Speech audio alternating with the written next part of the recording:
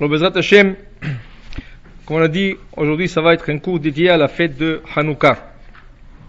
J'ai essayé de revoir un peu la halachot, les lois qu'on a parlé l'année précédente, et j'ai essayé de peut-être d'amener de nouveau des choses peut-être qui viennent sortir, des choses qui sont posées récemment, et aussi des choses qui sont nécessaires. Chaque année, peut-être on oublie et on essaie de se rappeler. Alors, on va essayer de toucher plus ou moins, et à la fin, je vous laisserai aussi le temps de questions.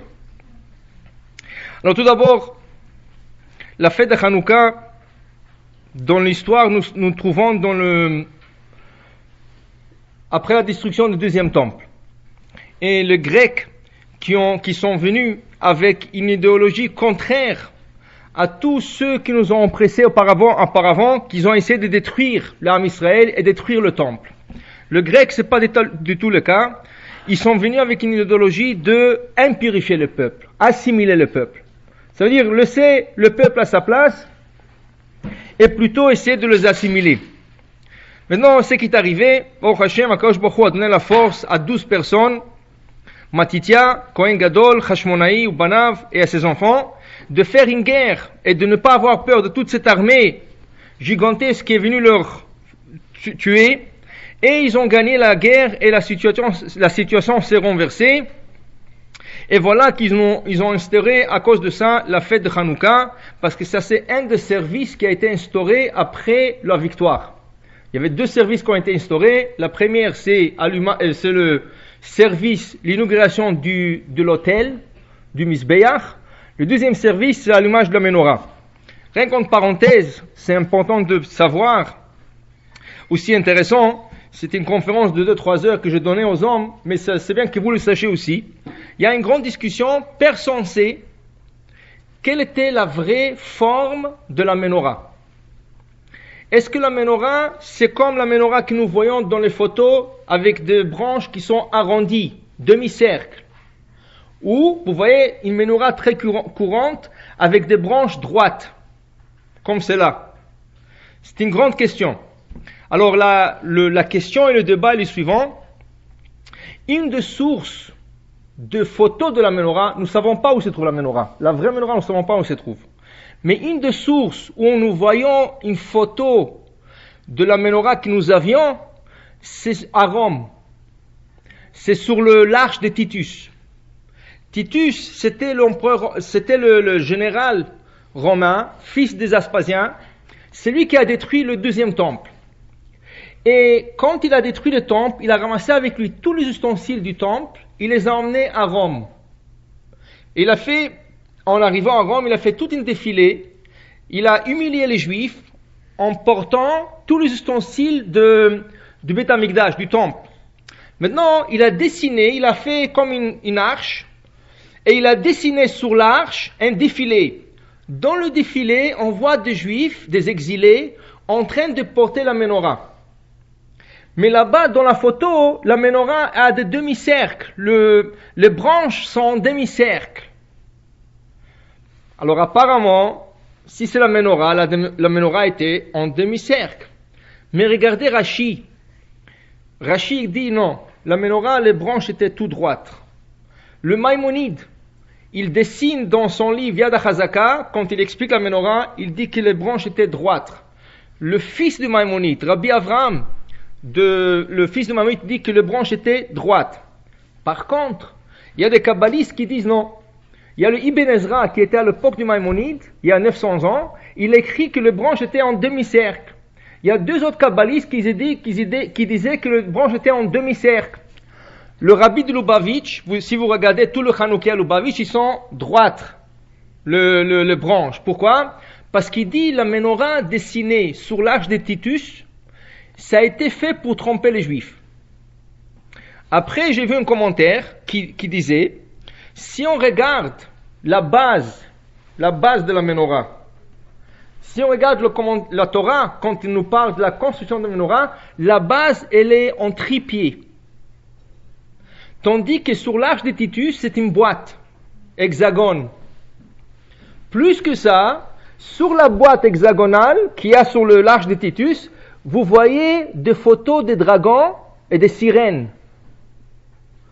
Alors, s'ils ont vraiment, Titus voulait dessiner la vraie menorah, pourquoi il dessinait des dragons?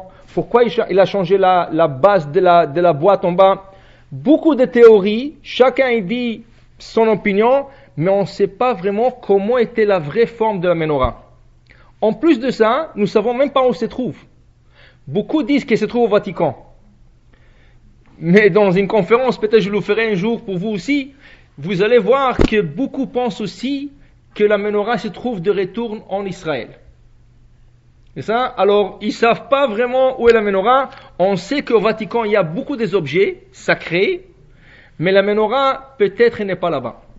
Elle est peut-être en retour à Jérusalem, en train d'attendre que le Mashiach se révèle pour qu'on puisse la rallumer. Mais ça, c'est toute une histoire en elle-même, c'est pas le cours de ce soir, mais c'est bien que vous sachiez pourquoi certaines ménorotes, les branches sont dessinées droites, et certaines autres, les branches sont dessinées en demi-cercle, parce qu'on ne sait pas vraiment comment ils étaient. C'est une grande discussion entre la première génération, il y a 1000 ans, comment elle était la menorah. Bon, mais pour la fête de Hanouka, c'est ça, c'est sûr que la menorah de Hanouka, elle n'est pas la même que celle du temple. Je ne parle pas des branches, je parle le nombre de branches, c'est ça? Parce que là-bas, dans le temple, il y avait 7. Il n'y a pas de shamash. Là-bas, la menorah, c'est 7 branches. Et tous les 7, c'est des bougies. Tandis que Hanouka, nous avons 9. C'est ça, 9 branches. Dont 8 sont la mitzvah. Et la 9e, on appelle le shamash, ou la bougie supplémentaire. Ok? Alors maintenant, tout d'abord, c'est important de voir qui c'est qui doit allumer la Hanoukia. Juste avant, ça veut dire, tout d'abord, la mitzvah, elle a été donnée au peuple d'Israël. Mais qui c'est qui doit la faire? Parce qu'il y a des mitzvot, que des fois c'est les hommes qui le font. Des fois c'est que les femmes qui vont le faire. Des fois c'est les deux qui vont le faire. À Hanouka, à qui ils ont instauré allumer la Hanoukia?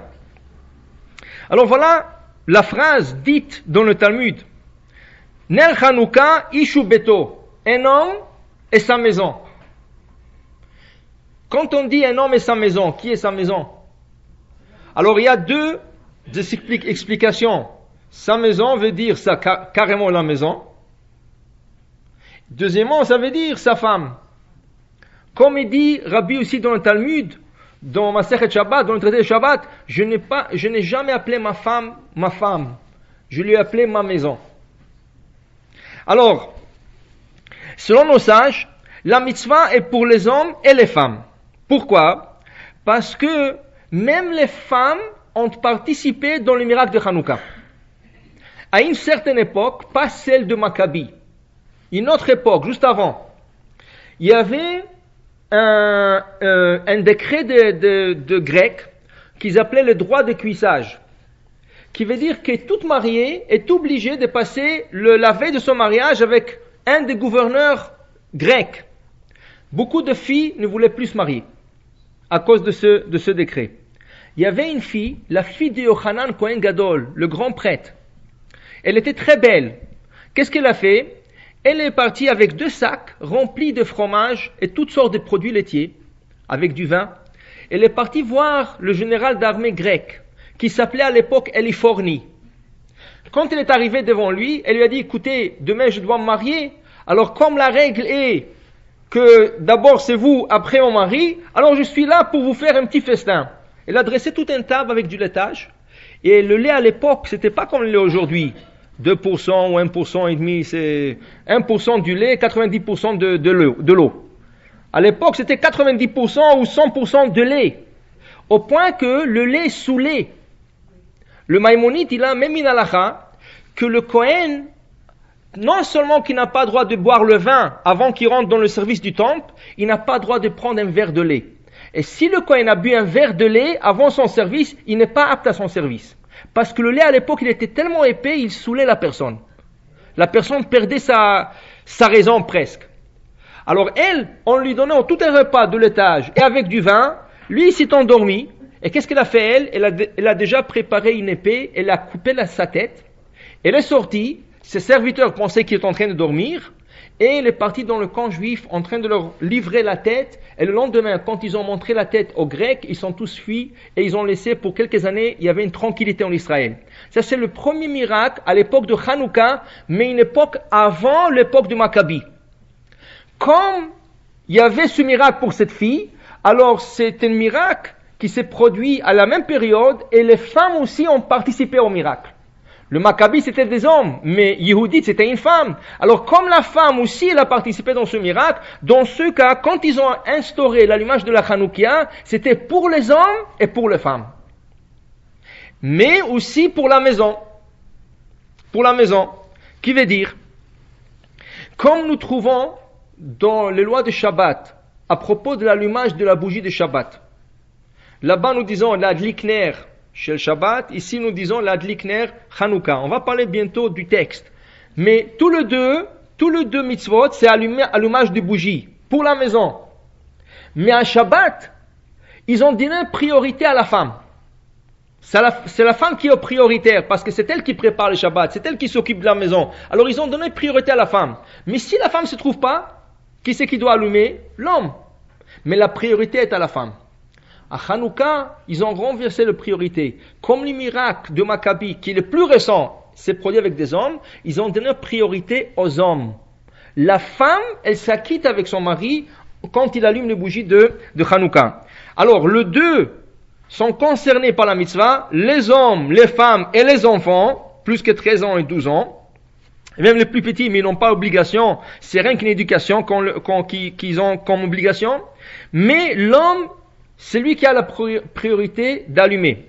Regardez, même selon la coutume ashkénaze, que pour eux, c'est chaque membre de la famille qui allume sa propre Hanoukia. Nous, les séfarades, nous n'avons pas cette coutume. Pour nous, c'est une Hanoukia par maison. Ish ou beto, un homme et sa maison, une seule Hanoukia qui acquitte toute la maison, la femme, les enfants, tout le monde. Les ashkénazes, c'est chaque membre de la famille, sauf la femme. Pourquoi? Parce que la femme fait partie de son homme. Ishto ki gufo, sa femme c'est comme son corps. Alors vous voyez, même la coutume ashkénaze, ils n'ont pas une coutume que la femme allume. La femme doit s'acquitter avec son mari. Alors à plus forte raison, pour la coutume séfarade, que nous avons une seule Hanoukia, c'est sûr que la femme s'acquittera avec son mari. Maintenant, si le mari ne se trouve pas, il est en voyage, ou pour une raison ou pour une autre, il n'est pas à la maison, qui c'est qui doit allumer? La femme. Mais ici, il y a quelque chose qu'on doit spécifier. Regardez dans la loi de Shabbat. C'est la femme qui a la priorité d'allumer les bougies de Shabbat. Et si la femme vient d'accoucher, et ce Shabbat-là, elle ne se trouve pas à la maison, si la femme est en voyage, elle ne se trouve pas à la maison, elle a une fille plus que 12 ans à la maison. Mais le mari aussi est à la maison. Qui c'est qui doit allumer? Si vous vous rappelez, on a expliqué dans un des cours, c'est pas la fille, c'est le mari. Parce que le mari, il a la même obligation de la femme. Seulement quand la femme est là, c'est lui qui a priorité, c'est elle qui a priorité, c'est elle qui doit allumer. Et quand il n'est pas là, c'est pas la fille. C'est l'homme, le mari qui a l'obligation de l'allumer. Alors le mari, il précède sa fille, même s'il a 12 ans. Alors c'est lui qui doit allumer. Pour Hanouka, ça va être la même idée, un peu différente. Hanouka, la priorité est aux hommes. Alors les hommes, ils allument. Mais si l'homme s'absente parce qu'il est en voyage d'affaires ou n'importe quoi d'autre, et voilà que c'est au tour de reste de gens de la maison d'allumer, si la femme est là, elle a un garçon plus que 13 ans, c'est pas le garçon qui doit allumer, c'est la femme. Et c'est la femme qui doit faire bracha et acquitter tout le monde. Pourquoi? Parce qu'elle et son mari ont la même obligation. Comme pour les bougies de Shabbat, qu'ils ont la même obligation. Ici, c'est la femme qui va précéder son fils malgré qu'il a plus que 13 ans. Maintenant, celui qui est en voyage. Alors on a dit que c'est une Hanoukia par maison. Alors celui qui est en voyage, il est exempté de l'allumage de Hanouka. Pourquoi? Parce qu'on allume pour lui, chez lui à la maison. L'obligation, c'est pas la personne. L'obligation, c'est la maison. Et comme on allume pour lui à la maison, que ce soit sa femme ou ses enfants, alors lui, il est exempté. Maintenant, ça serait bien si il voit une synagogue, il va chez des gens pour passer son séjour, ça serait bien, c'est sûr, ça serait bien de voir la Hanoukia. Ça serait bien d'écouter les brachot. C'est ça? Mais s'il n'arrive pas, ça veut dire, rien qu'il le voit de loin, il n'est pas obligé, il peut s'acquitter avec les bougies de sa femme. Le Rav Ovadia Yosef, il a une halakha intéressante qui dit que si l'homme se trouve dans un endroit qui a aucun juif, carrément, c'est vraiment aucun juif, alors il a l'obligation d'allumer avec bracha, malgré que sa femme allume. Parce que Hanouka, il faut au moins voir aussi les bougies. C'est ça? Alors, si tu n'es pas chez toi, bon, il y a ta femme qui allume, mais au moins tu vois chez les autres les bougies. Tu écoutes la bracha chez les autres. Mais s'il n'y a personne autour de toi, alors c'est quoi la fête de Hanouka? Tu ne sens pas la fête. Alors lui, il dit, selon le Shulchan Aruch, c'est sûr, que l'homme, s'il se trouve dans un endroit qui a aucune famille juive qui allume, ou aucun homme, ou une femme qui allume, il a l'obligation d'allumer avec bracha pour marquer la fête de Hanouka. Maintenant, il y a une autre manière que l'homme peut faire, c'est d'appeler chez lui, en mode de l'allumage, et la femme qui fait la bracha, il écoutera la bracha, et il dira aussi, il répondra Amen sur le brachot que sa femme est en train de dire. Maintenant, qu'est-ce qui arrive si des enfants mariés, un couple marié, ils vont chez leurs parents pour passer le Shabbat ou pour passer la semaine de Hanouka? Dans ce cas, s'ils vont dormir dans cette maison, ils n'ont pas l'obligation d'allumer la Hanoukia, parce que c'est la maison. Et puisqu'ils se trouvent dans une maison où il y a une Hanoukia allumée, alors ils vont dormir là-bas, ils écoutent la beracha et ils sont acquittés avec la bracha de leurs parents parce qu'ils dorment dans cette maison. Mais quand quelqu'un va à Hanouka, durant les 8 jours de Hanouka, il va chez quelqu'un d'autre et ils vont manger ensemble, par exemple. Mais après, ils décident de retourner chez eux. Ils vont pas s'acquitter avec la Hanoukia que le maître de la maison il allumera. Ils vont s'acquitter avec la Hanoukia que eux-mêmes ils vont allumer en retour. C'est mieux, si vous vous rappelez le cours de la semaine dernière, c'est mieux d'allumer à temps et ensuite partir. Comme ça, on gagne le laps de temps de l'allumage. Mais si c'est pas possible, pour une raison ou pour une autre, ils ont passé toute l'après-midi là-bas quand c'était pas les moments d'allumage, et ils vont revenir que plus tard, pas grave. Alors quand ils vont revenir, c'est là qu'ils vont allumer avec bracha, avec lui, sa femme et ses enfants. Maintenant, quelqu'un qui habite seul, par exemple une femme qui habite seule, aura l'obligation d'allumer ses propres bougies aussi. Maintenant, quelqu'un qui voyage avec sa femme, il voyage avec sa femme, et là où ils voyagent, il n'y a pas de Hanoukia. Ils ne peuvent pas allumer la Hanoukia. Ils sont dans un hôtel. Et ils n'ont pas le droit, parce qu'il y a des détecteurs de fumée ou quoi que ce soit, ils peuvent s'acquitter avec l'allumage de leurs enfants chez eux à la maison. Si les enfants restent à la maison, le père, il nomme son fils comme messager. Il dit, tu es mon chaliar, tu es mon messager. C'est mieux encore d'appeler à l'heure de l'allumage. Et là, quand le fils il fera la bracha, il acquitte ses parents qui se trouvent hors de la maison. Pourquoi? Parce que l'obligation, c'est la maison où la personne habite. Il y a une grande question quand on parle d'une habitation, d'une maison. Oui? Qu'est-ce qui arrive si vous êtes sur une croisière?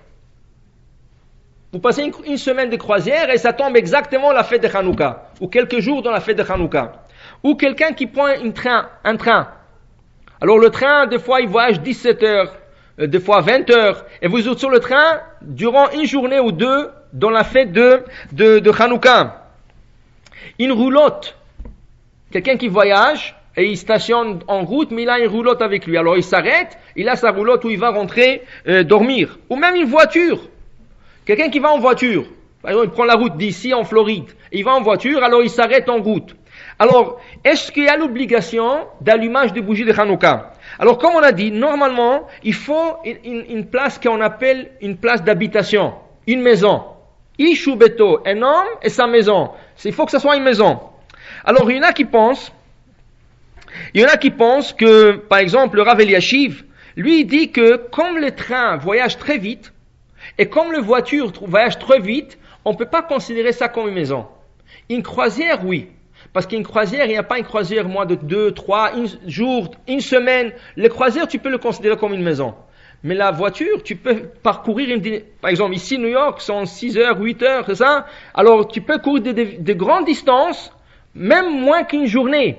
Alors, pour le Rav Eliashiv, le train, une voiture, ce n'est pas considéré comme une habitation. Le Rav Ovadia Yosef, il dit que non, pour lui, c'est considéré toujours comme une habitation. Alors, dans ce cas, Celui qui va dans une croisière durant la fête de Hanouka, il a l'obligation d'allumer dans sa cabine.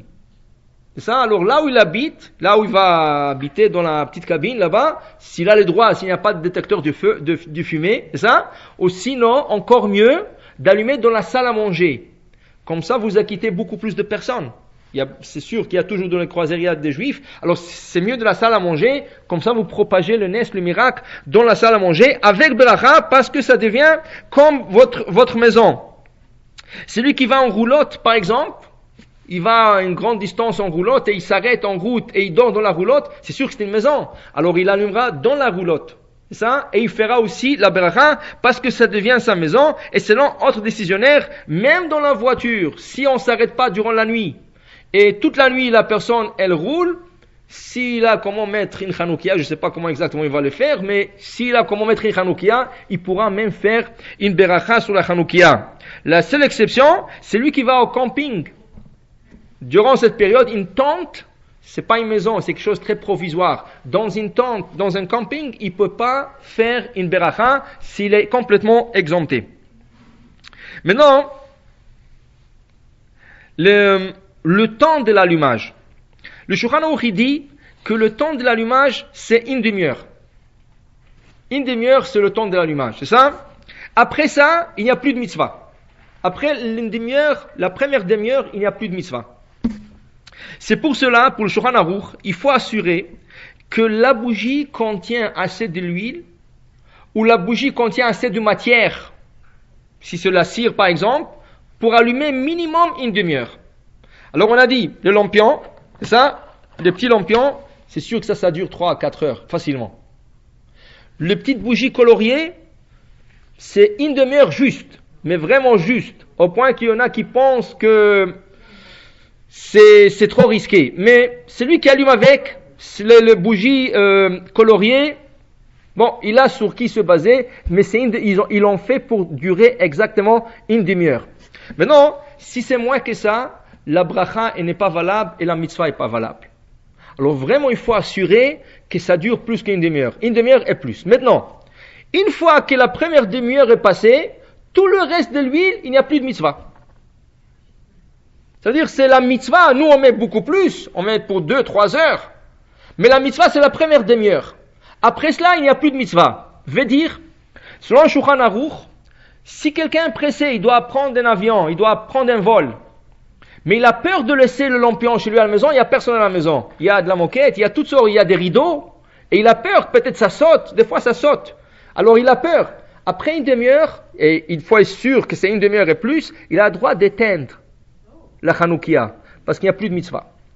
C'est ça? Il n'y a plus de mitzvah, parce que la mitzvah est terminée après une demi-heure. Vous allez voir beaucoup d'halachot qui tournent autour de cette une demi-heure. Mais la mitzvah de Hanouka, de l'hommage de la Hanoukia, c'est exactement une demi-heure. Plus que ça, il n'y a plus de mitzvah. Maintenant, selon certains décisionnaires, ils disent que, puisque tu as rempli le lampion pour 2 ou 3 heures ou 4 heures, pour eux, ça fait partie de la mitzvah. Ça fait partie de la mitzvah. Et pour eux, tout est la mitzvah. Tout devient la mitzvah. Alors dans ce cas, il y en a qui disent qu'avant de verser votre huile dans le lampion, c'est bien de dire que moi, je m'acquitterai qu'avec la première demi-heure de l'huile. Tout le reste deviendra de l'huile profane. Dans ce cas, l'huile c'est terminé. Ça veut dire l'allumage c'est terminé. Après 1 heure, il vous reste encore le demi-verre. Techniquement, vous avez le droit de prendre et de le jeter. Mais, comme ça a servi pour une mitzvah, ça serait dommage. Alors vous le rallumez et vous le laissez brûler. Mais on va dire que vous êtes pressé, vous devrez aller quelque part, vous ne serez pas le lendemain chez vous et vous ne pouvez pas rallumer.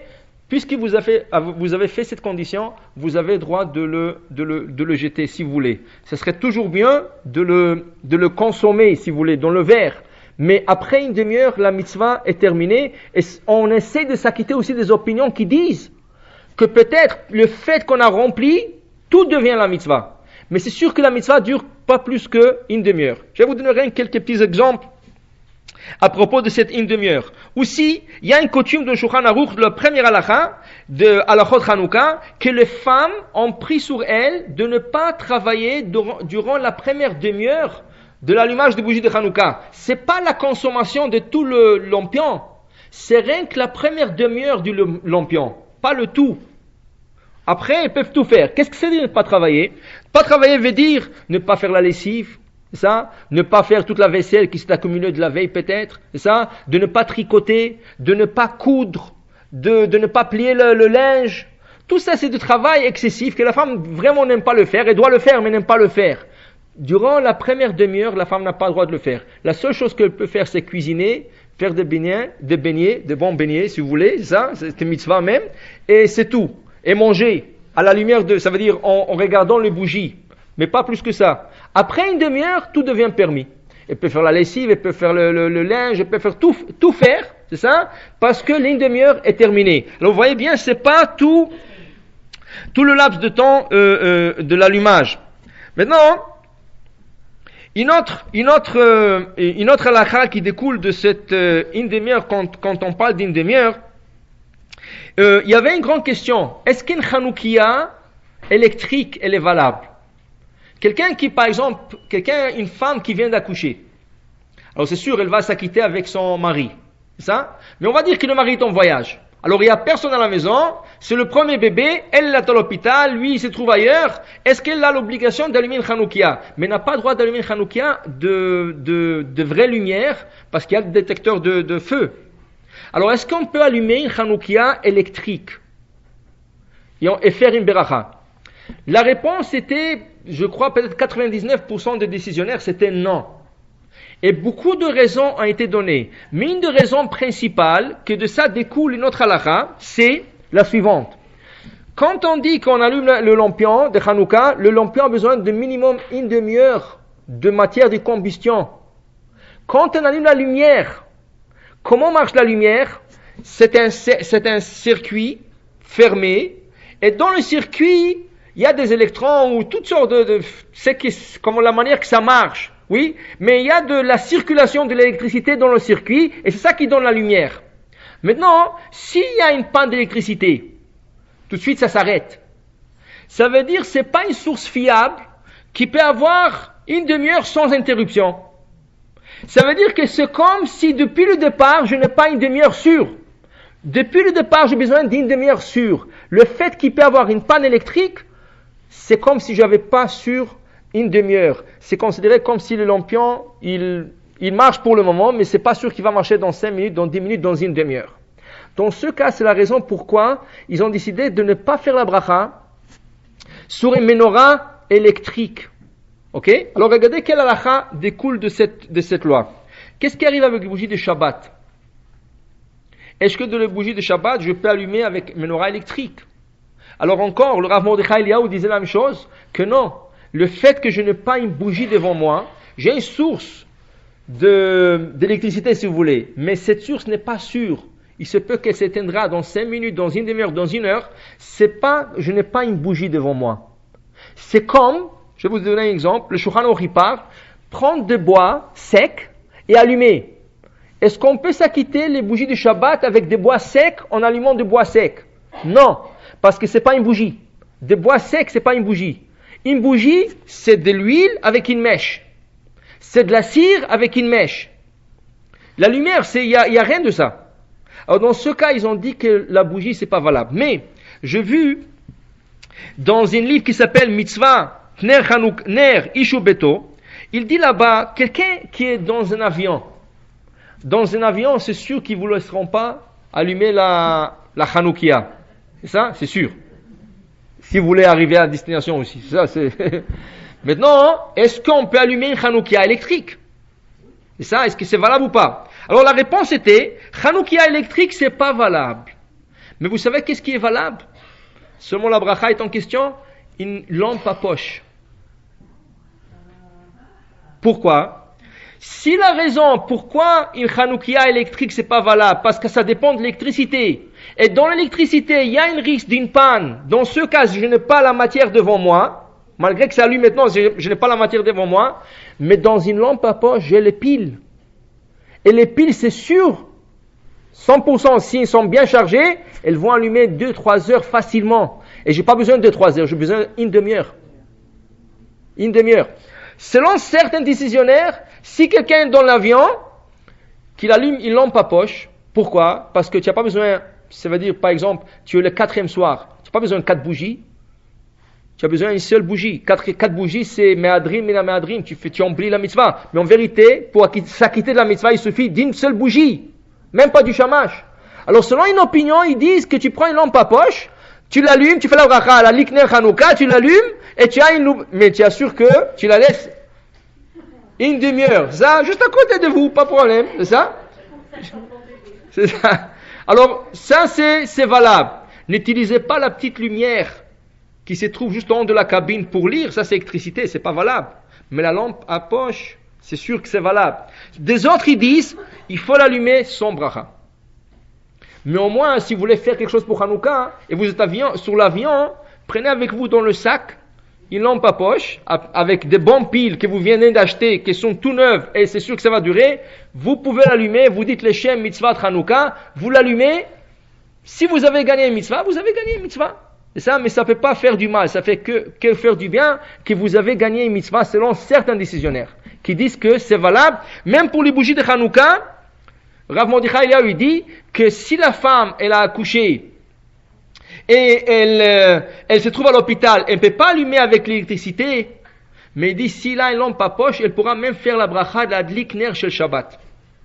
Parce que la lampe à poche, elle a la pile. Et la pile, si elle est bonne, elle est considérée comme si j'ai mis de l'huile pour une demi-heure. Selon cette opinion, et c'est différent de l'électricité. Donc, maintenant, alors vous voyez bien que le temps de l'allumage, c'est une demi-heure. Mais la Gemara dit, Adlaka ou sa mitzvah. Dans le Talmud, on discute. Qu'est-ce qui fait la mitzvah de Hanouka? L'allumage ou la pose de la Hanoukia?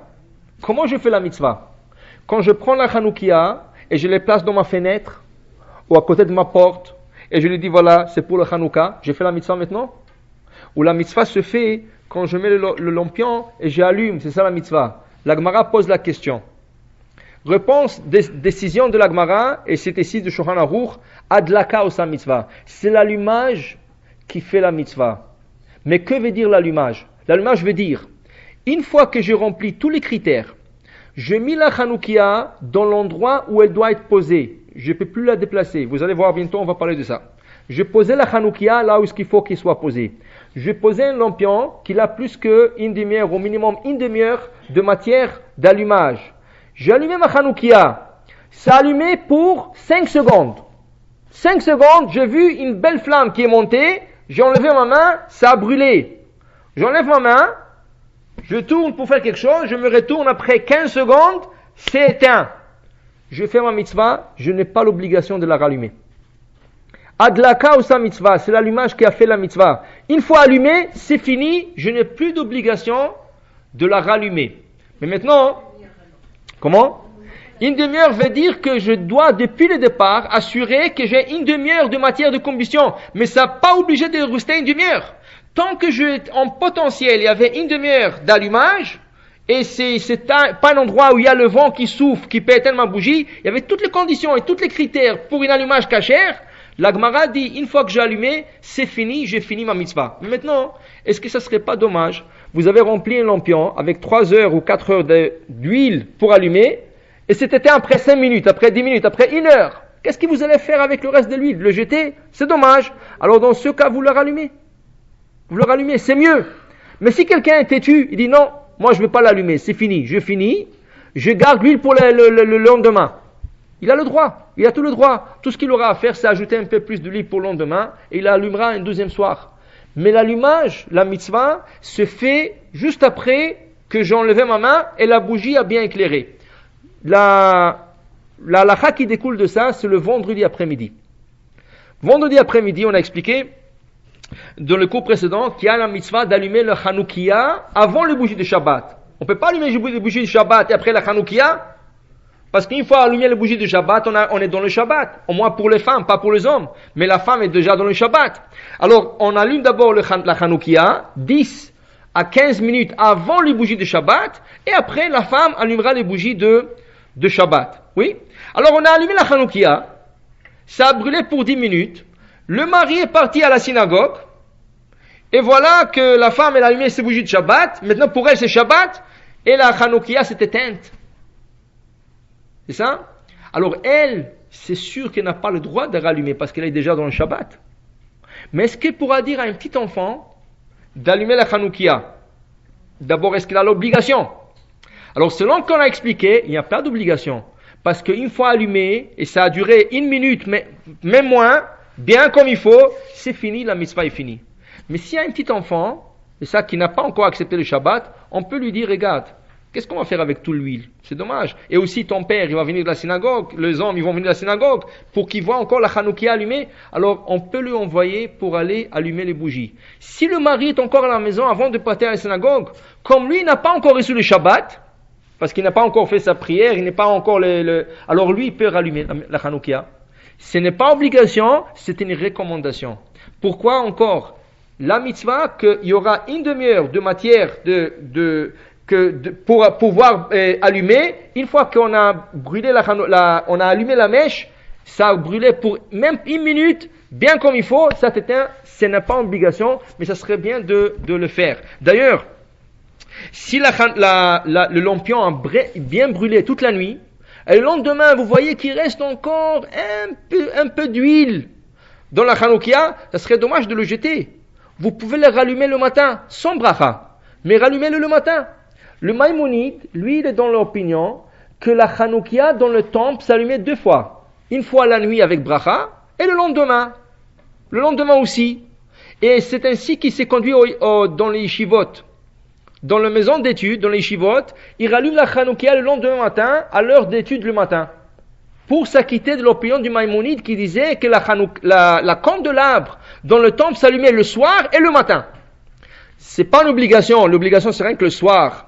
Mais si vous reste encore de l'huile, même s'il y a par exemple 4 lampions, et 2 sur 4, ils sont complètement consumés, il y a 2 qui ont encore un peu d'huile, rallumez-le.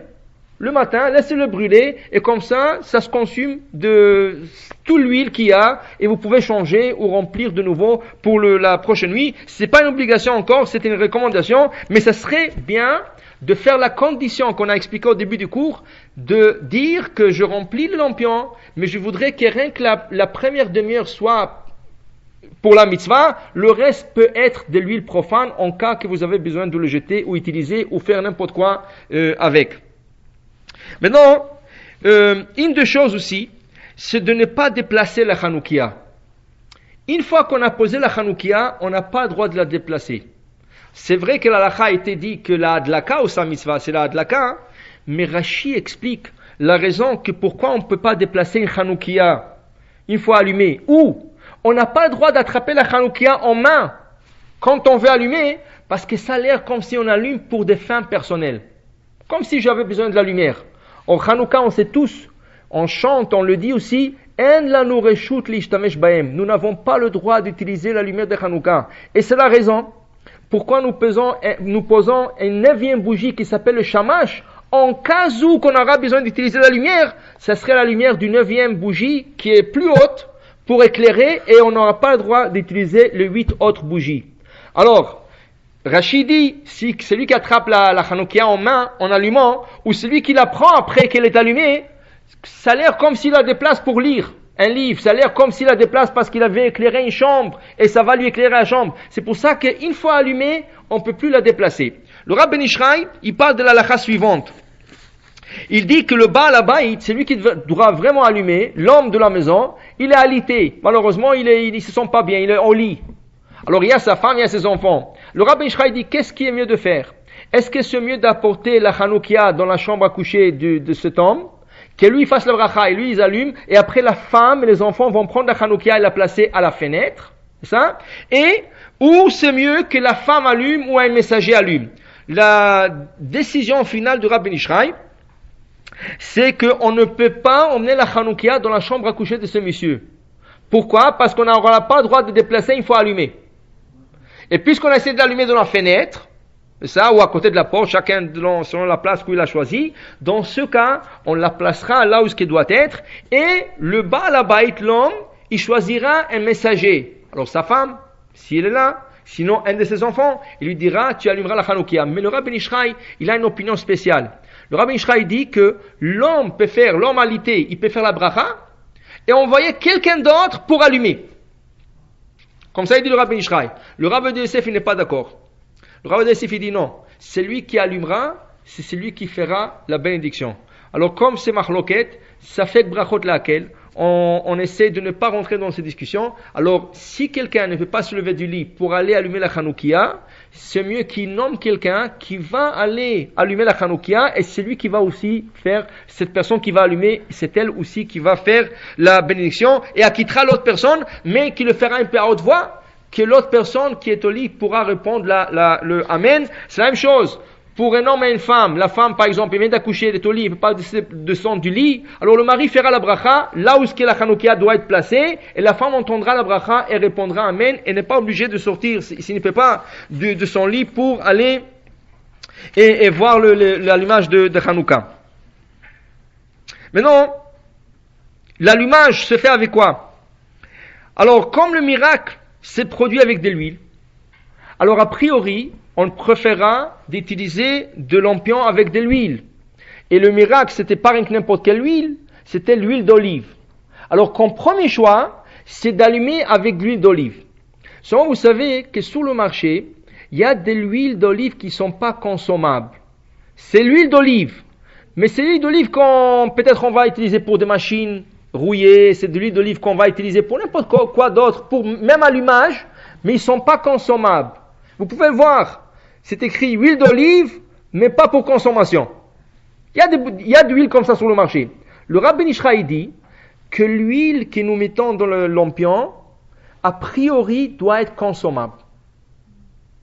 Toute mitzvah que nous faisons, il faut l'embellir. Alors il dit que l'huile d'olive, c'est pas obligatoire. Parce que la matière de combustion, est-ce qu'on peut manger la cire? Quand ceux qui allument avec la cire, est-ce qu'on peut manger la cire? On ne peut pas manger la cire. Mais il dit, mais une fois que tu as choisi d'embellir la mitzvah et l'allumer avec l'huile d'olive, il vaut mieux, c'est pas une obligation, mais il vaut mieux que l'huile soit consommable.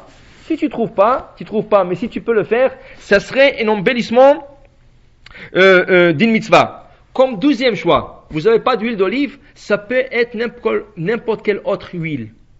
Huile de coton, huile de maïs, huile végétale, n'importe quelle autre huile, ça serait aussi valable comme 2e choix pour l'allumage pour remplir les lampions de Hanouka.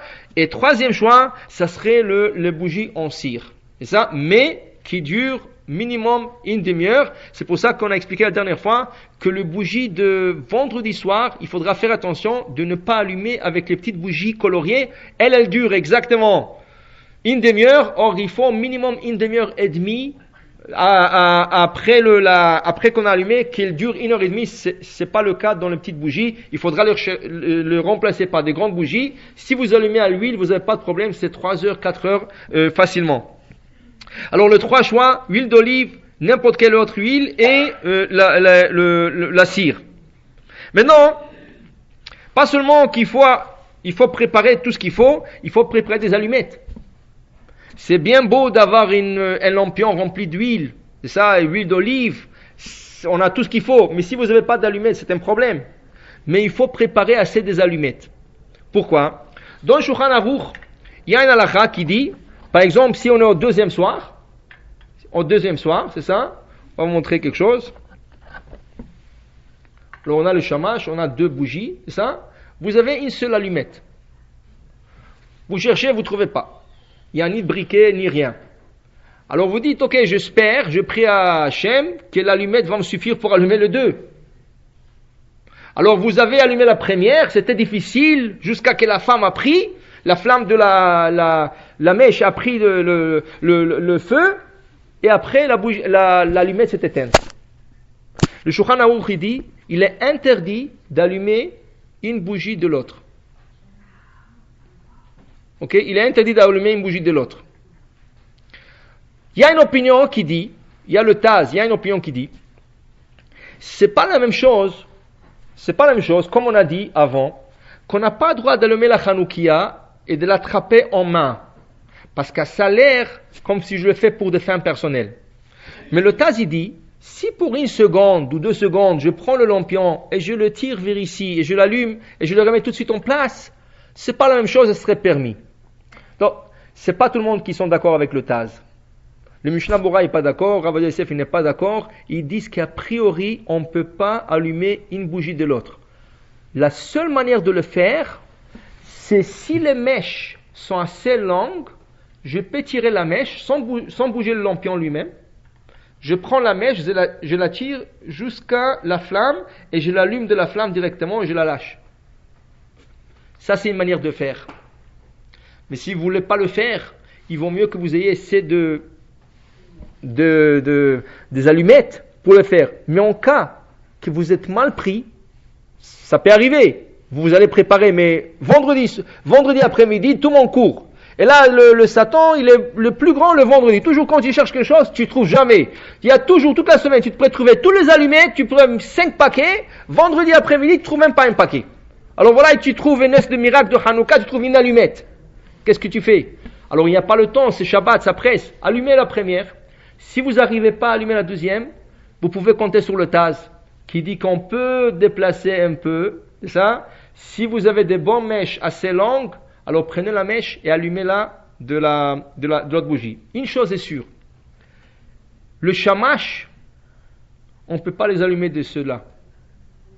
C'est ça, on ne peut pas. Le shamash ne fait pas partie. Et c'est ça la différence entre allumer avec l'huile et allumer avec des bougies en cire. J'ai expliqué la dernière fois, si vous vous rappelez. Ça s'appelle la bougie supplémentaire. Ce n'est pas le shamash en vérité. Le shamash, c'est la bougie en cire avec laquelle je vais allumer ces bougies. Elle s'appelle la bougie supplémentaire. On l'appelle le shamash, mais pour nous, c'est la bougie supplémentaire. Qui est appelé vraiment le shamash? C'est pour ceux qui allument avec la cire. Alors le shamash, la bougie qui est le shamash, qui allume les bougies, c'est elle qui va être placée dans la menorah. C'est ça? On va placer le shamash dans la menorah. C'est ça? Pour nous, ce qu'on appelle le shamash ou la bougie supplémentaire, elle ne peut pas allumer les autres. C'est pour ça que c'est très important. Quand on fait la bracha pour l'allumage, on ne peut pas allumer lui en premier. Parce que lui, il ne fait pas partie de la mitzvah. C'est lui qui allume avec des bougies en cire. Alors de toute manière, il est obligé d'allumer le shamash en premier, avant la bracha. Parce que le shamash, il va lui servir pour allumer les bougies. Mais c'est lui qui allume avec bougie à l'huile. La bougie du shamash, qu'on appelle le shamash, est allumée en dernier. Sinon, s'il fait la bracha, la adlik ner Hanouka, et il allume lui en premier, il a interrompu la bracha parce qu'elle n'a rien à voir avec la mitzvah. Alors maintenant, c'est sûr, comme le shamash ne fait pas partie de la mitzvah, c'est sûr que je n'ai pas le droit, même si j'ai une très longue mèche, et j'arrive à la tirer, ou juste ici, le 4e soir, j'arrive à la tirer la mèche jusqu'ici, je n'ai pas le droit d'allumer. Plus que ça, si j'allumais des bougies, par exemple 2e soir, 3e soir, c'est pas important, j'allumais des bougies, une s'est éteinte après 10 minutes, mais la mèche est assez longue pour la tirer et l'allumer, j'ai pas le droit. Pourquoi? Parce qu'on a dit qu'une fois que je l'ai allumée, la mitzvah est terminée. Une fois éteinte, il n'y a plus de mitzvah. Alors cette bougie qui s'est éteinte, elle est comme le shamash, elle a le même statut.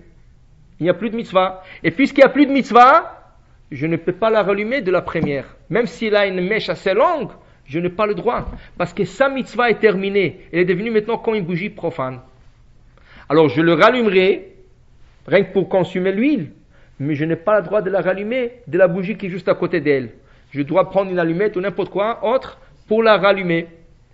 C'est ça? Maintenant, ça c'est pour pour allumer une bougie de nôtre. Mais par contre, on a le droit. Oui, on utilisera une bougie. On utilise une bougie à cire pour allumer tout cela. Mais à la fin, puisqu'on a le shamash ici, on n'a plus besoin d'elle. Elle, on va l'éteindre. On va l'éteindre. Mais pour ceux qui allument avec la cire, ils peuvent la placer ici. Le Rav Ben Ishra, il disait que lui, il voulait distinguer le shamash du reste de lampion. C'est pour ça que le Rav Ben Ishra, il disait que son lampion à lui n'était pas à l'huile. Il prenait de la cire pour qu'on distingue le shamash des autres bougies, qu'on voit que c'est une matière différente. Alors qu'on sache que ça c'est le shamash et le reste sont la mitzvah. Mais chacun selon sa coutume.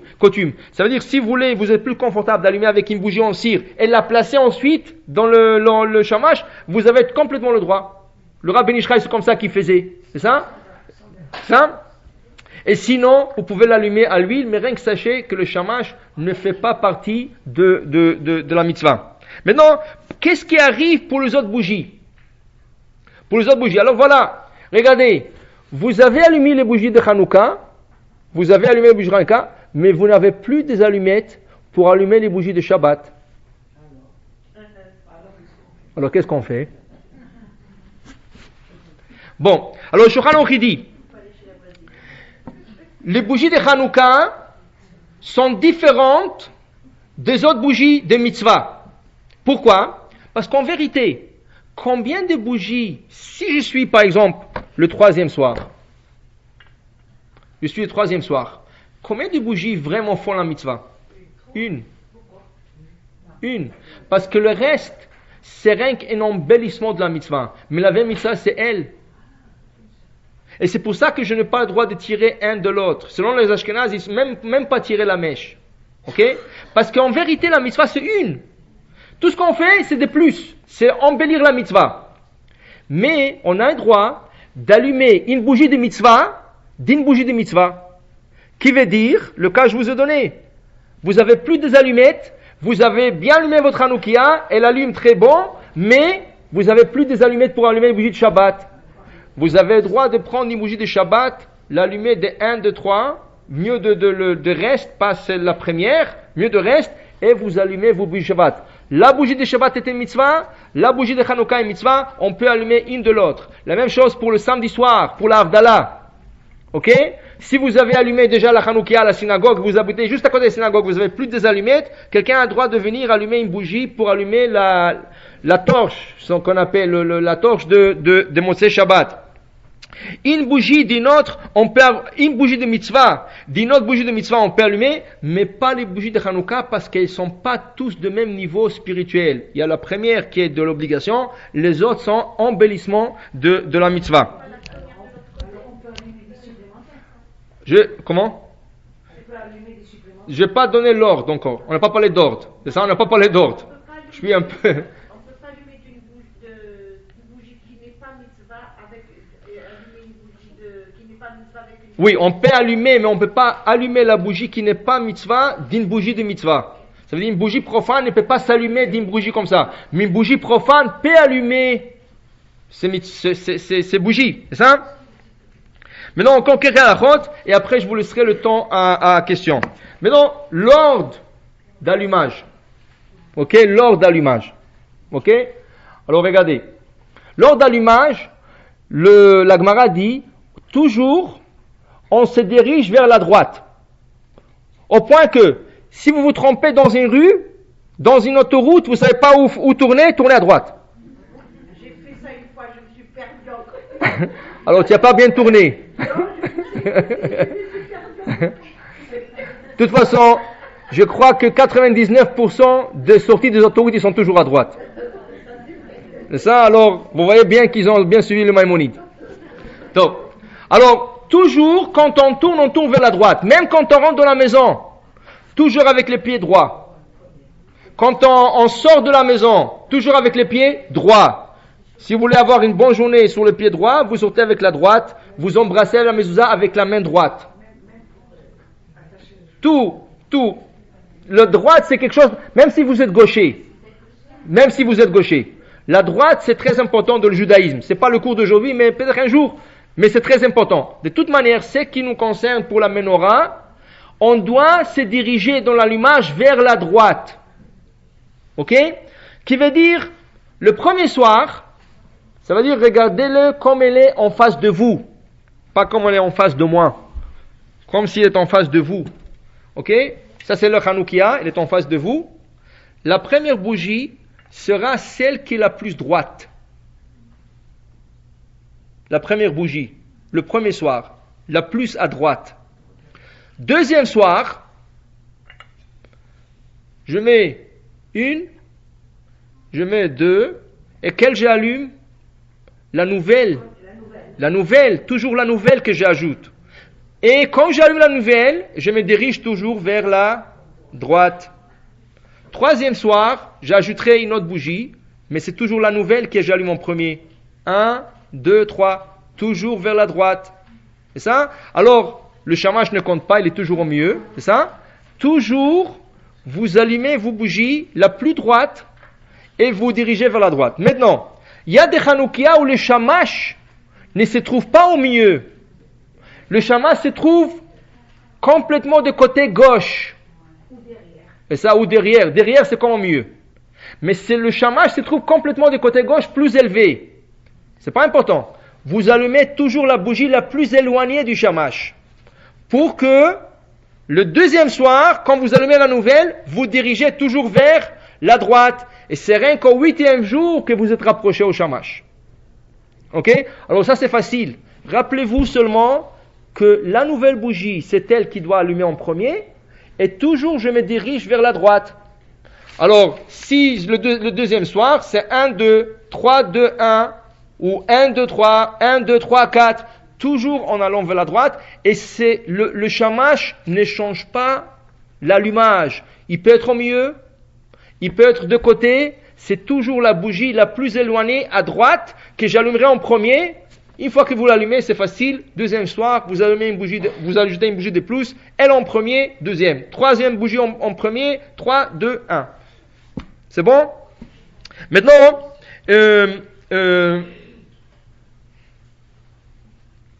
pour le Motzei Shabbat, pour le samedi soir.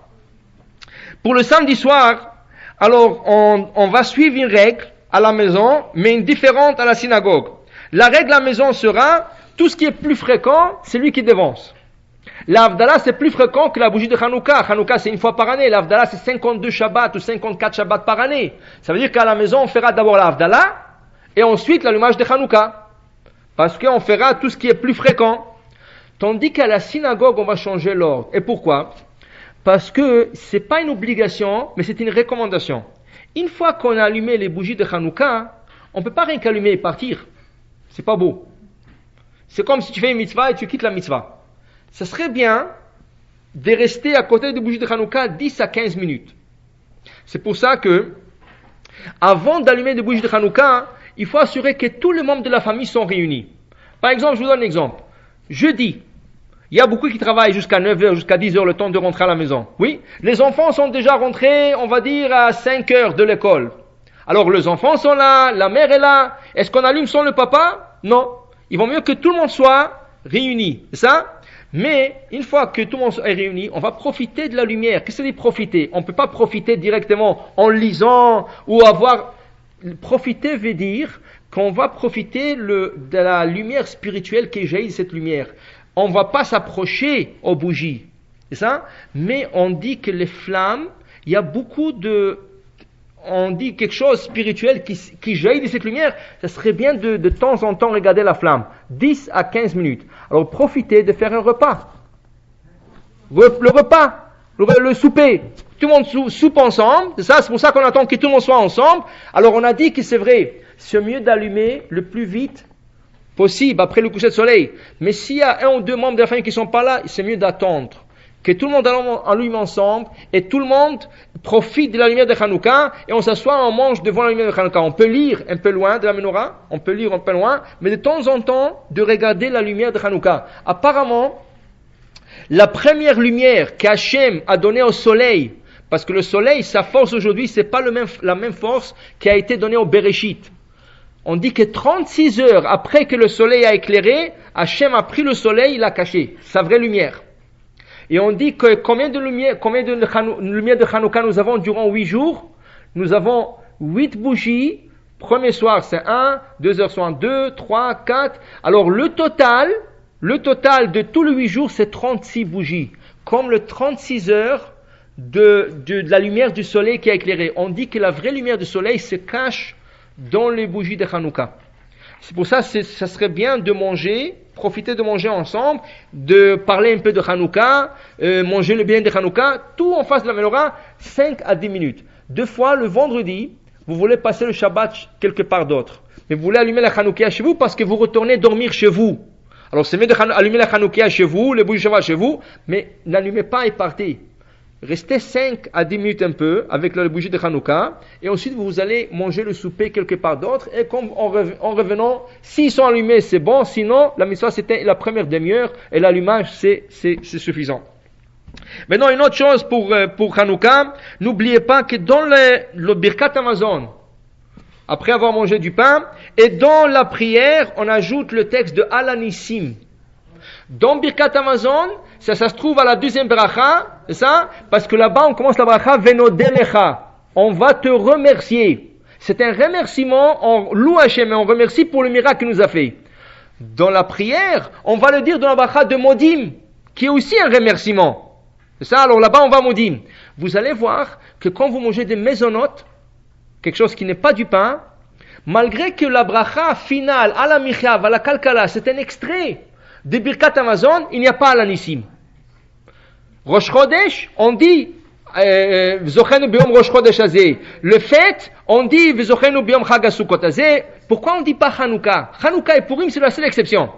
Parce que comme on a besoin de dire la alanissim dans une partie de remerciement, dans la prière, c'est Modim, dans le Birkat Hamazon, c'est Nodelecha, et comme il n'y a pas le mot Modim dans Alamichia, on ne le dit pas Alanissim. Parce qu'il faut qu'il soit intercalé dans une partie qu'on remercie, et là-bas ça ne se trouve pas. Mais ce serait bien de ne pas l'oublier, parce que c'est seulement 8 jours, mais si en cas on a oublié dans Birkat Hamazon par exemple, dans Birkat Hamazon on a oublié de dire Alanissim, on peut se rattraper. Comment? À la fin du Birkat Hamazon, il y a une partie qu'on dit Arachaman ou Ishtabach man Dodorim, Arachaman ou Kerele Amoyarim, Arachaman ou Panzasrim. On dit plusieurs fois Arachaman, Arachaman. On ajoute en dernier Arachaman ou Yasel Anunissim, Akadosh Baruch Hu, l'Éternel nous fera du miracle, Bayamim Haem Bezmanzeh, et là on intercale tout le texte. Et après avoir intercalé tout le texte, on termine avec le reste de Birkat Hamazon, la bracha de l'invité et la fin de dernier verset pour ne pas rater complètement cette chose. La même chose pour la Hamida. Celui qui a oublié Alanissim, dans la Hamida, il ne peut pas retourner en arrière.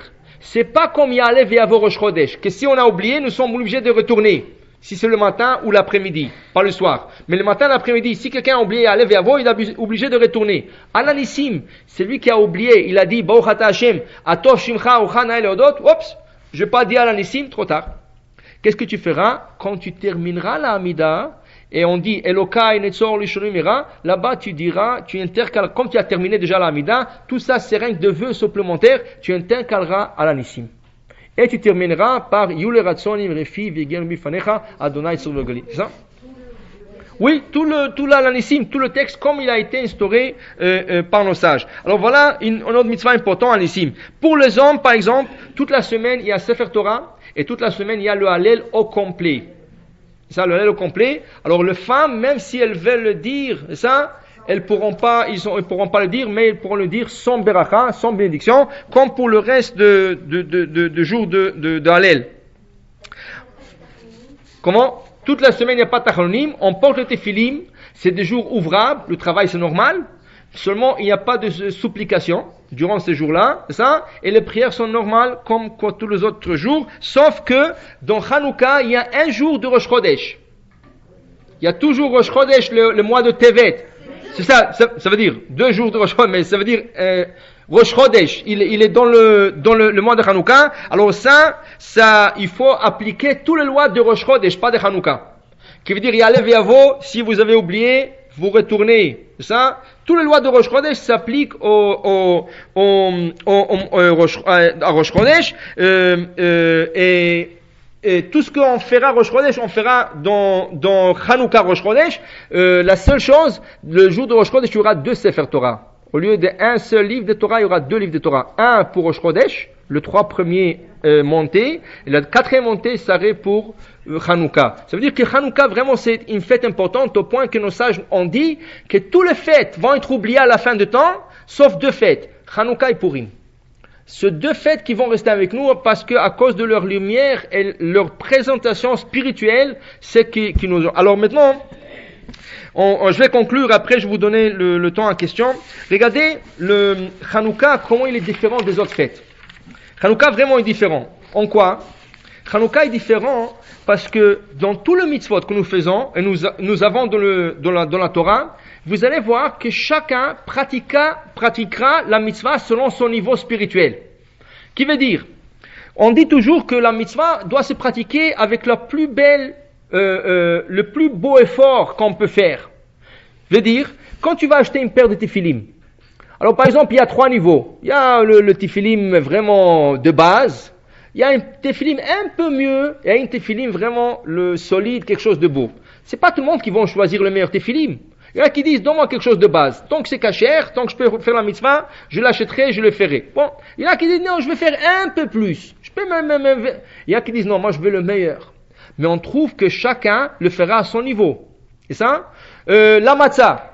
Quand t'arrives Pessah, il y en a qui disent, non, la matzah, shmura, toute la fête, c'est trop. Moi je le mangerai que pour le seder.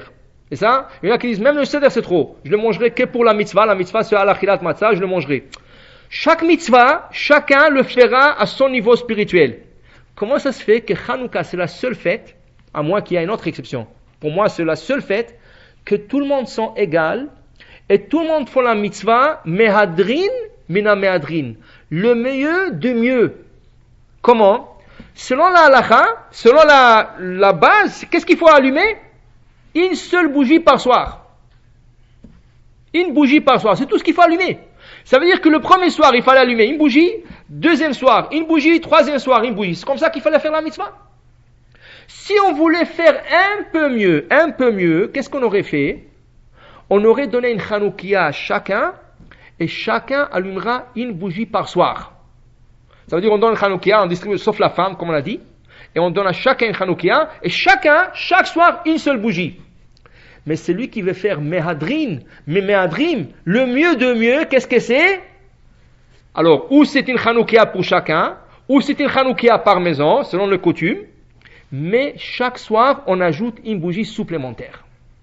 Comment ça se fait que ce soit Ashkenaz, que ce soit Séfarad, Chassidim, que ce soit des gens laïcs, ou n'importe qui, tout le monde fait la mitzvah, mehadrim et mehadrim. Personne n'a dit, non, moi je veux faire la mitzvah comme le plus bas niveau. C'est quoi? C'est une bougie par soir, je le ferai. Personne, même les gens laïcs, qui font rien en année, Hanouka, ils font mehadrim et mehadrim. Comment ça se fait?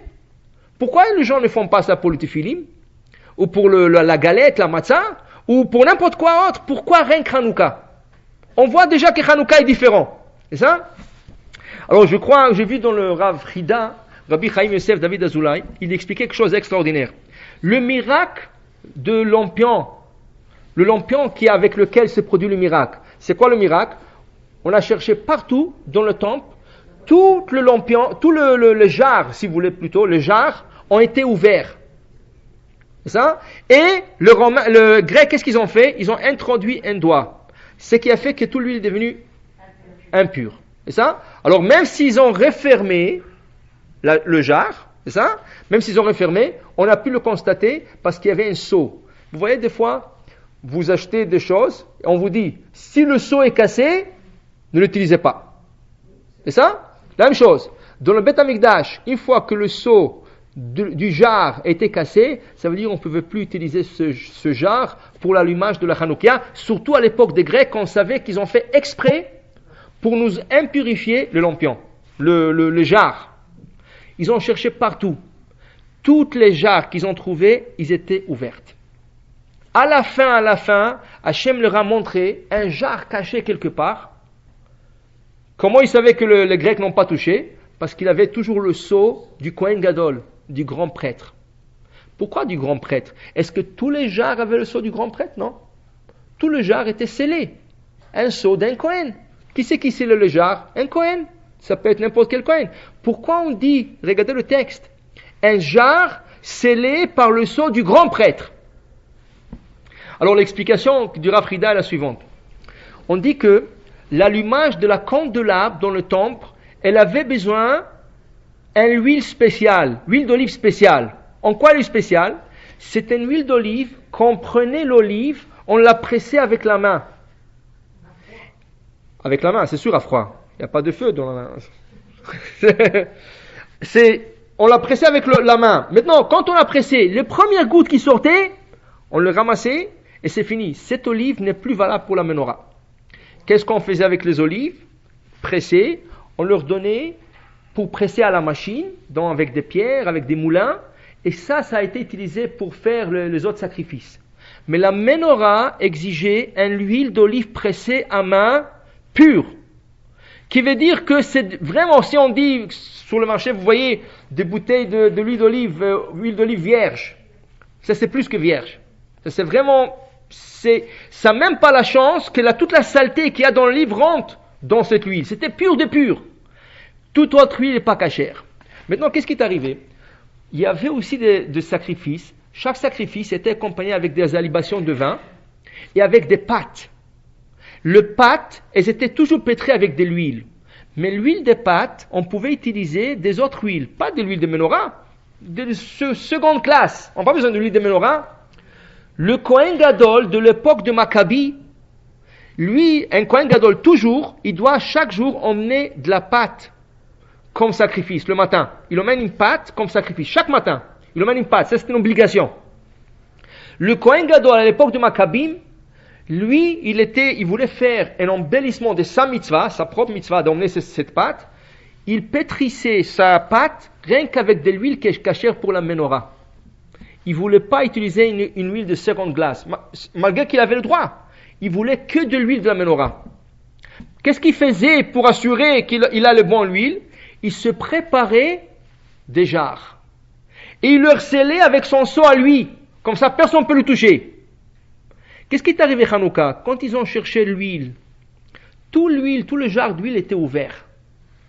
Sauf le jar de ce Kohen Gadol, cette année-là, qui faisait embellir sa propre mitzvah de pâte avec l'huile de menorah. On a trouvé un de ces jars à lui.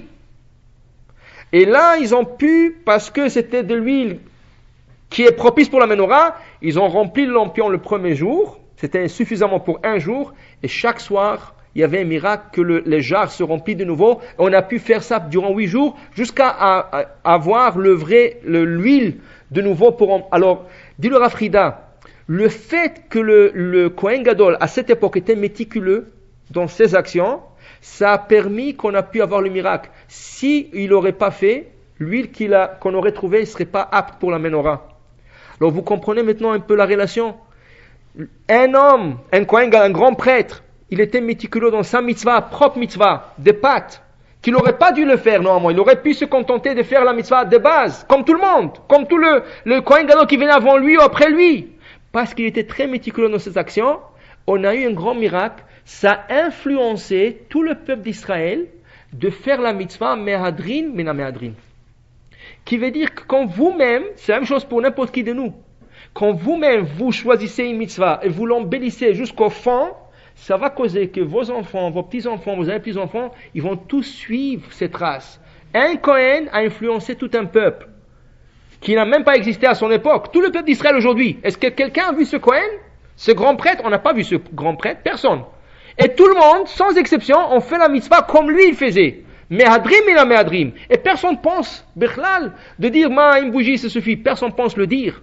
Pourquoi? Parce qu'il s'est tellement investi dans la mitzvah, il a influencé tout le peuple jusqu'à la fin de temps, jusqu'à la venue du Mashiach. La même chose, quand nous on s'investit dans une mitzvah, qu'est-ce que c'est s'investir dans une mitzvah? Si on prend Hanouka, il faut essayer de l'allumer à l'huile, c'est le miracle. Il faut que l'huile soit une bonne huile, consommable, comme disait le Rabbi Ishraï. Il faut essayer. Selon la menorah, c'est ça, il faut que ce soit une belle menorah. Pour embellir la mitzvah, il faut qu'elle soit visible, pour que les gens la voient de l'extérieur. Tout ça, c'est des petits détails peut-être. Mais c'est des petits détails importants. Quand les enfants ils voient ça, eux, ils vont suivre de ces traces. Ils vont dire, regarde, mon père faisait ça pour Hanouka. Peut-être ils vont avoir l'idée de faire ça pour des autres mitzvot.